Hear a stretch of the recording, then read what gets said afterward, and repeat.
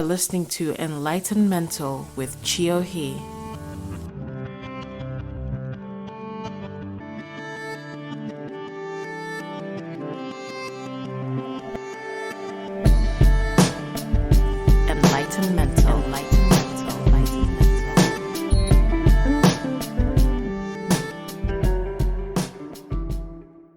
So last time we talked about things you should never say to someone with anxiety. I also mentioned how to talk to your anxious friend, co-worker, partner.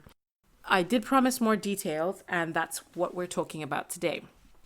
It's a scary and difficult thing to deal with and understand. When someone close to you is having an anxiety meltdown or even expressing the beginnings of one, it may be really hard to understand what they're going through, but it's also incredibly easy to make it worse. What you don't want to do is say something that might dismiss their feelings and have them clam up on you altogether, and you don't want to patronize them and make them angry, which escalates the problem and shuts you out so you can't help them no matter how much you want to. But there is a way to help them get through it and not be the villain for once. You need to make this about them and their thoughts and not about what you think about it. Be honest, factual, and sensitive. It's a 3-step process that I call VDR.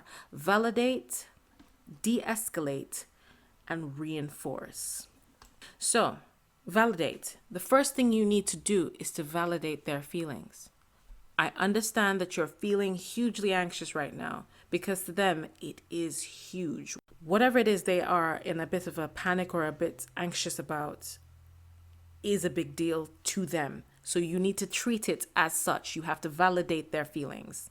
That allows them to open up a little bit to hearing from you. 2, de-escalate. Now work through their thought pattern with them. Start from where they are now and work backwards to what sparked it all, and then work forwards to a positive outcome. Work backwards. What are you feeling now? What led to that? Okay, and what led to that? And then how did this start? And then start from the beginning and work forwards towards a positive or realistic outcome based on fact. Now note, if they are having a panic attack, this may not work. A panic attack, like I said before in my last communication, is a physiological response to being mentally overwhelmed by your anxiety or your stress at a particular moment in time. We will talk more about panic attacks in a different video and a different podcast. Otherwise, sometimes it's also necessary to give them some cooling off time to let them calm down. I'll talk about ways to make the environment calming in a different video. Now, 3, the last step, and the most important step, reinforce positive truths about the situation. Facts only, please. No broad, unevidenced statements. No unpractical, unrealistic, and unfounded promises. A couple of things for you to remember. A reinforcement is really important because though the person may not agree with you due to their anxious beliefs, if you keep at it, each time something like this happens, it should yield dividends because they can trust you to tell them the truth every time. Trust. Helping a loved one with their anxiety is a long-term thing. You have to play the long game because they won't just change overnight, and they need to be able to trust you in order to be able to latch on to what you're telling them. It's also good for a person with anxiety to have someone to trust because it gives them one area of security. Respect. This person isn't stupid. They aren't weak. They are still the person you know and love, and you have to treat them as normal.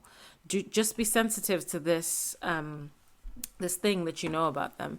You've got to speak to them with respect. Do challenge them because you love them and they need it, but make sure that they feel respected, not patronized, not treated like a child, and not treated like they're stupid or crazy, because they're not stupid or crazy. That's my 2 cents on how to talk down an anxious person by an anxious person. You've been listening to EnlightenMental with ChiOhi. Take care now and be kind. EnlightenMental.